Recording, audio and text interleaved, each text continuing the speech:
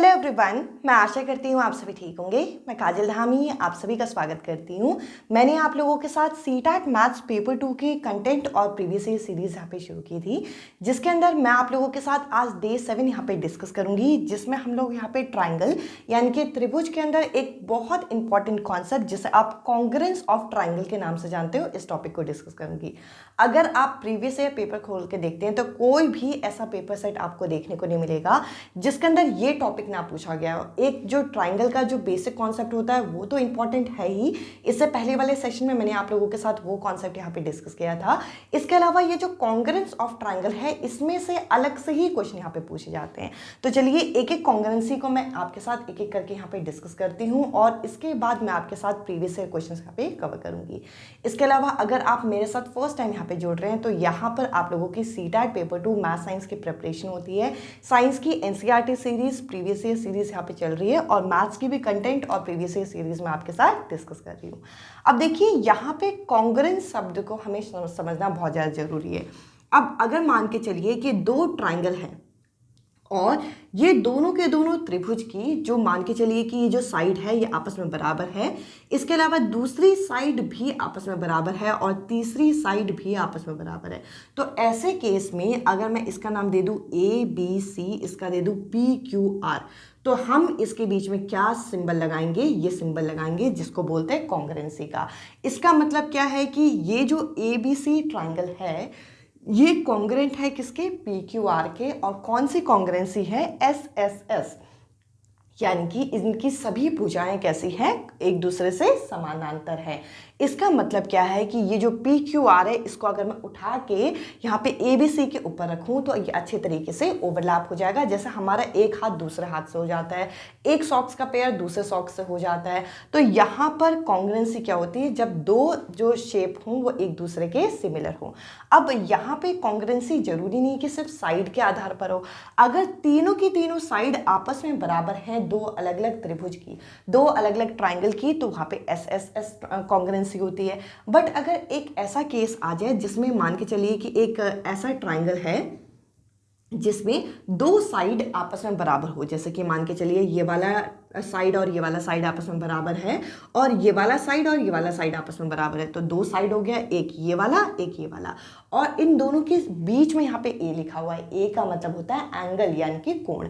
इन दोनों के बीच में ए लिखा हुआ है, तो इसका मतलब क्या है कि ये वाली जो साइड आपस में एक दूसरे के बराबर है, इनके बीच का, क्योंकि बीच में लिखा हुआ है तो बीच का कोण एक दूसरे के बराबर होगा। जैसे कि अगर ये 30 डिग्री होगा तो ये भी 30 डिग्री होगा। बाकी ये वाला कोण, ये वाला कोण, ये वाला साइड, इससे कोई मतलब नहीं है। दो साइड और उनके बीच का एंगल जो है अगर बराबर हो यानी कि एक दूसरे के सिमिलर हो, तो वहाँ पे एस ए एस कॉन्ग्रुएंसी यहाँ देखने को मिलती है। मैं उम्मीद करूंगी कि ये चीज़ आपको यहाँ पे क्लियर हो रही होगी। अब मान के चलिए कि दो ऐसे ट्राइंगल हैं, एक ट्राइंगल हो गया ये, एक ट्राइंगल हो गया ये, जिसमें अब दो एंगल की बात की जा रही है। अब मान के चल रहे हैं हम, ये 30 डिग्री है और ये 40 डिग्री है, ठीक है जी। ये भी 30 डिग्री, ये भी 40 डिग्री, तो यहाँ पर हमें तीसरी वाले कोण से मतलब नहीं है, दो कोण से मतलब है। जरूरी नहीं कि ये दो हों, ये दो भी हो सकते हैं, वो डिपेंड करेगा क्वेश्चन टू क्वेश्चन। अब इन दोनों त्रिभुज में अगर मैं ध्यान से देखूं तो ये वाला कोण एक दूसरे के बराबर है, ये कोण बराबर है, और इसमें साइड कहाँ लिखा है? इनके बीच में, यानी कि इनसे टच होने वाली साइड अगर ये 2 सेंटीमीटर होगी तो ये भी 2 सेंटीमीटर। ऐसे केस में यहाँ पे कॉन्ग्रुएंसी होगी ए एस ए।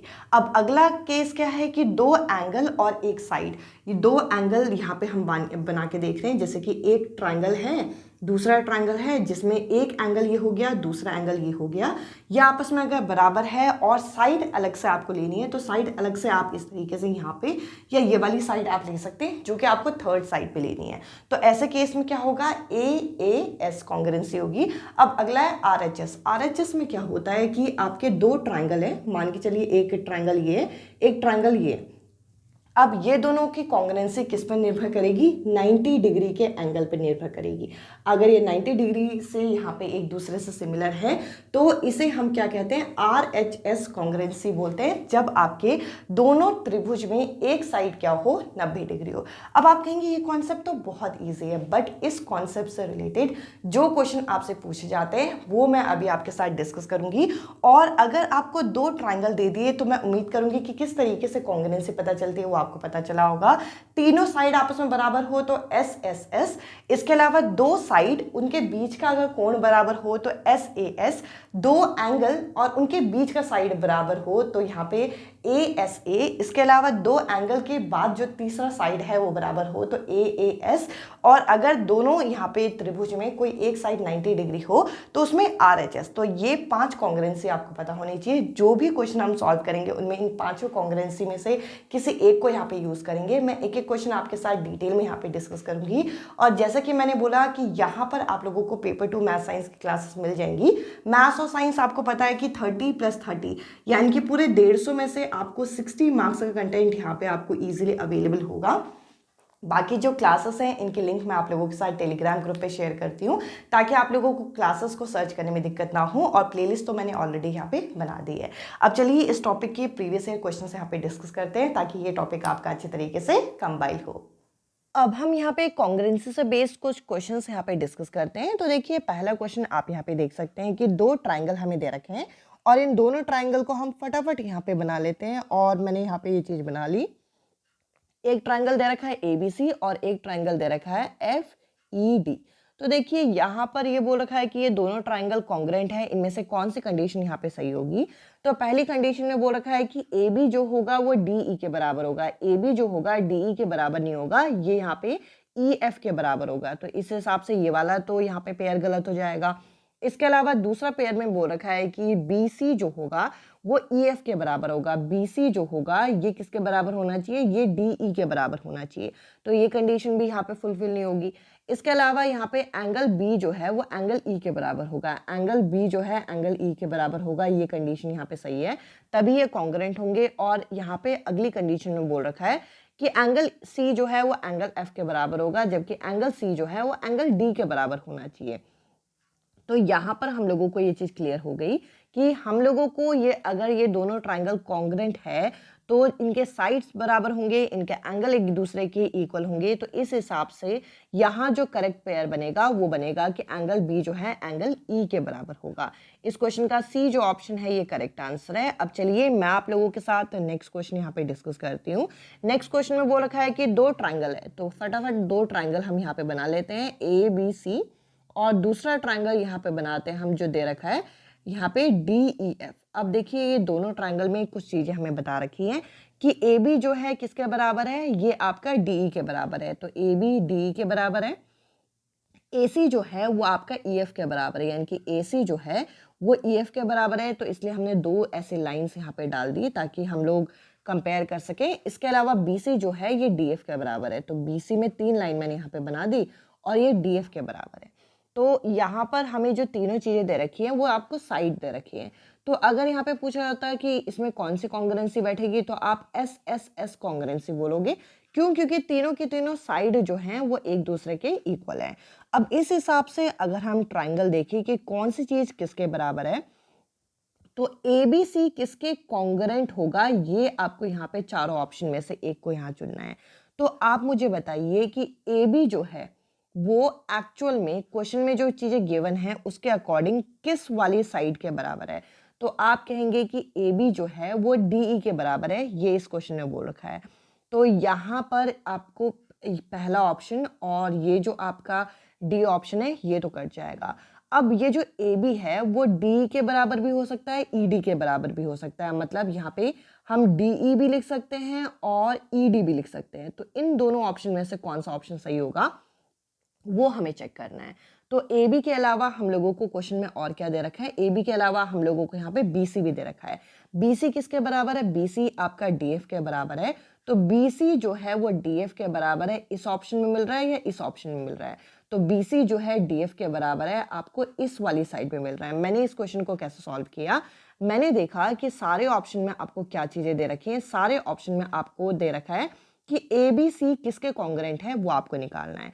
तो आपको जो चीज़ें गिवन है आप उसके अकॉर्डिंग देखेंगे। तो आपने देखा कि ए बी सबसे पहले यहाँ पे दे रखा है और क्वेश्चन में बोल रखा है ए बी जो है वो डी ई के कॉन्ग्रेंट है। डी ई को हम ई डी भी तो लिख सकते हैं क्योंकि साइड तो इक्वल होगी। तो इस हिसाब से पहला और फोर्थ ऑप्शन तो कट गए। अब डाउट ये है कि ये आपका डी ई एफ के कॉन्ग्रेंट है या फिर ई डी एफ के कॉन्ग्रेंट है। तो इसके लिए मैंने बी सी को भी चेक कर लिया। तो बी सी किसके बराबर है, बी सी डी एफ के बराबर है और बी सी में डी एफ के कॉन्ग्रेंट यहाँ पे हम लोगों को इस वाले ऑप्शन में बोल रखा है। तो इस हिसाब से हम बोल सकते हैं कि ए बी सी जो है वो यहाँ पे ई डी एफ के कॉन्ग्रेंट है। तो यहाँ पर सी ऑप्शन जो है वो करेक्ट आंसर होगा। अब चलिए मैं आप लोगों के साथ नेक्स्ट क्वेश्चन यहाँ पे डिस्कस करती हूँ। नेक्स्ट क्वेश्चन हम लोगों के सामने है कि एक ट्राइंगल है ए बी सी। तो मैंने एक ट्राइंगल यहाँ पे ए बी सी जो है इस तरीके से बना दिया है और दूसरा ट्राइंगल यहाँ पे हम लोगों के सामने डी ई एफ। तो मैंने इस तरीके से दोनों ट्राइंगल यहाँ पे बना दिए और दोनों ट्राइंगल के हम लोगों को कुछ साइड्स वगैरह इस तरीके से बता रखी हैं कि जो ए बी है वो 5 सेंटीमीटर है। तो 5 सेंटीमीटर मैंने यहाँ पे बना दिया। बी सी जो है वो 6 सेंटीमीटर है तो मैंने इस तरीके से मेंशन कर दिया और ए सी जो है वो 4 सेंटीमीटर है तो मैंने यहाँ पे इसको मेंशन कर दिया। इसके अलावा डी ई यहाँ पे 6 सेंटीमीटर है और ई एफ यहाँ पे 4 सेंटीमीटर है और ये यहाँ पे 5 सेंटीमीटर है। तो बेसिकली कहने का मतलब ये है कि यहाँ पर ए बी जो है वो किसके इक्वल होगा, वो डी एफ के इक्वल होगा। तभी तो आपको यहाँ पे 5-5 इस तरीके से दे रखा है। और अगर हम यहाँ पे एक चीज़ और गौर करें एंगल्स के अकॉर्डिंग, तो एंगल्स के अकॉर्डिंग आपको एक चीज़ ये क्लियर होगी कि 4 और 5 के बीच में बनने वाला ये जो एंगल ए है, यहाँ पर मैं इस चीज़ को दोबारा मेंशन कर रही हूँ, यानी कि 4 सेंटीमीटर और 5 सेंटीमीटर के बीच में बनने वाला जो एंगल ए है वो यहाँ पर इस वाले एंगल के बराबर होगा क्योंकि 4 और 5 के इक्वल होना चाहिए। इसके अलावा 5 और 6 के बीच में बनने वाला ये जो सेकेंड एंगल है ये इस वाले एंगल के बराबर होगा और 6 और 4 के बीच में बनने वाला ये वाला जो थर्ड एंगल है वो किसके बराबर होगा, वो इसके बराबर होगा। तो इस तरीके से आपको कुछ चीज़ें यहाँ पे क्लियर करते हुए चलना है। अब इसके अलावा अगर हम यहाँ पे देखें तो हम लोगों को बताना है कि ए बी सी जो है वो किसके कॉन्ग्रेंट होगा, ये आपको बताना है। तो अब मैं इस क्वेश्चन में जरा पिछले क्वेश्चन वाला अप्रोच लगाना चाहती हूँ। तो आप मुझे बताइए कि ए बी जो है, ए बी वाली साइड कितनी है, 5 सेंटीमीटर और ये जो 5 सेंटीमीटर है किसके बराबर है, वो आपका डी एफ के बराबर है। तो डी एफ के बराबर है या फिर एफ डी के बराबर है।